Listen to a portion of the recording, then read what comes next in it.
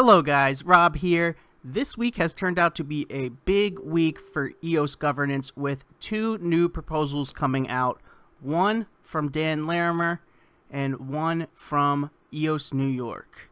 So in this video, I just want to cover the points of each using the summary of both proposals, Dan's proposal and EOS New York's proposal, which is brought to us by Syed from EOS Cafe Block. I'll leave a link to this page in the description below. It has the summaries of each proposal with a link to the actual proposal. There's Dan's, and here is EOS New York's, as well as a Korean translation. So starting off here, like I said, Dan's proposal is here, the key points, and EOS New York's proposal is just below that. And what I have highlighted in green are the same for each proposal. So Dan's proposal, 1 token, 1 vote. EOS New York, 1 token, 1 vote. Rex doesn't have voting. Rex doesn't have voting. Staking for net CPU is separate from staking for rewards plus voting. Staking for net CPU is separate from staking for voting. And missed blocks reduce total rewards for voters. Missed blocks reduce total rewards for voters.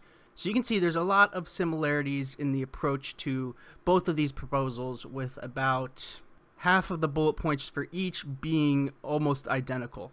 And right off the bat, missed blocks reduce total rewards for voters. If you are voting for a block producer just because they pay high rewards and they are missing blocks, with both of these proposals, the rewards you receive will take a hit. This goes directly at those people voting just for maximum rewards. If they are voting for a BP or BPs that are missing blocks, this will hit them in their own pocket, reducing their rewards, reducing the rewards of voters. I like that in both proposals a lot.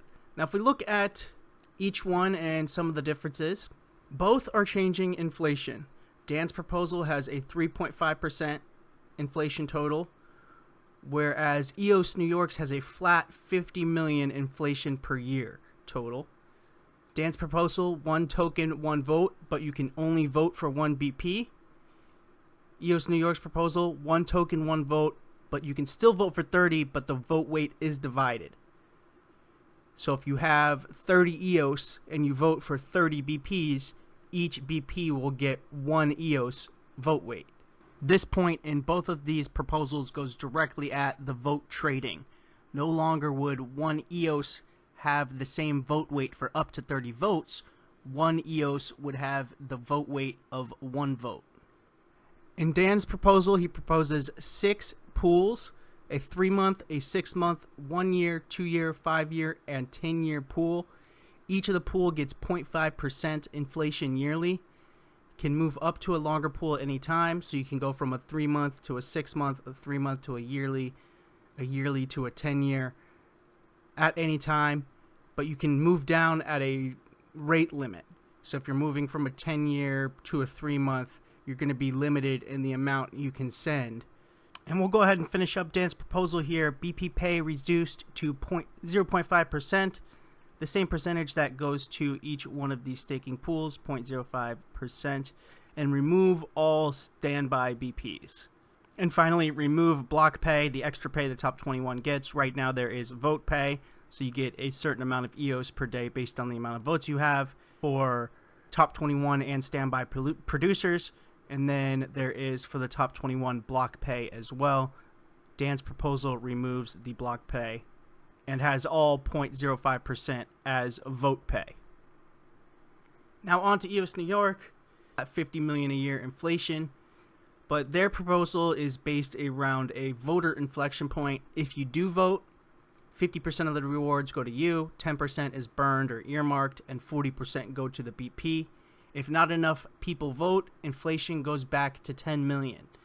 So this is around that voter inflection point, whatever it's set at. If not enough people vote, if that number doesn't get hit, it goes from 50 million a year inflation down to 10 million a year inflation. And EOS New York's proposal removes vote pay and block pay, switches to a rank pay. Number 1 gets 1.5%, number 2 gets 1.48%, and so on. So decreasing percentage of the rewards with each spot you move down on the rank list. So it was very interesting to see two new governance proposals come out on the same day. And though they are both different proposals, there were similarities in both of them. Again, I'll leave the link to this in the description below, and it has links to both of the proposals if you'd like to read them more in detail. Dan's is quite a long read, and the EOS New York is half a novel here if you want to get in and dive into the nitty-gritty in each one of the points. But the summary here does a pretty good job of summing them up. I like the direction of both of these proposals. I don't really have a favorite at this point. But, you know, number 8 on both of these blocks, reduce total rewards for voters. That just jumps out to me right away as having a huge impact if implemented on the current state of EOS voting.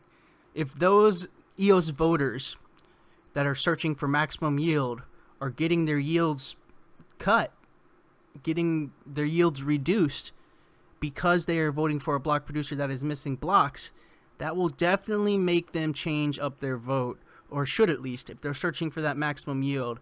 And a block producer that used to pay maximum yield but misses blocks, if they are now penalized for that, that should definitely change up the votes for sure. And as a block producer, any block producer, the one guarantee they should have is that they can produce blocks.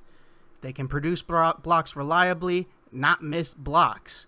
So for those voters out there right now that are just voting for maximum yield and not really caring if the block producer they are voting for is missing blocks, if the block producer they are voting for can even produce blocks, reducing the rewards those voters receive from voting for those BPs that are missing blocks will have a huge impact for sure. So I'm interested to hear what the community thinks on this, which proposal they like better, what they like about the proposals, what they don't like. I myself am still digesting both of these, but I just wanted to get this quick summary out, show you some of the similarities, some of the differences between the two proposals. And if you do have any thoughts on them, leave them down in the comments below. Speaking of rewards, the Telos EOSIO blockchain is currently running at 0% inflation and paying out hefty REX returns thanks to the Telos Economic Development Plan, putting the current 30-day REX return at just under 2%, the 1 year at 23.27%. If you want to learn more about Telos, get your free account, or learn how to REX your TLOS tokens using both Squirrel and Scatter Wallet, check out the link in the description that'll bring you to this page.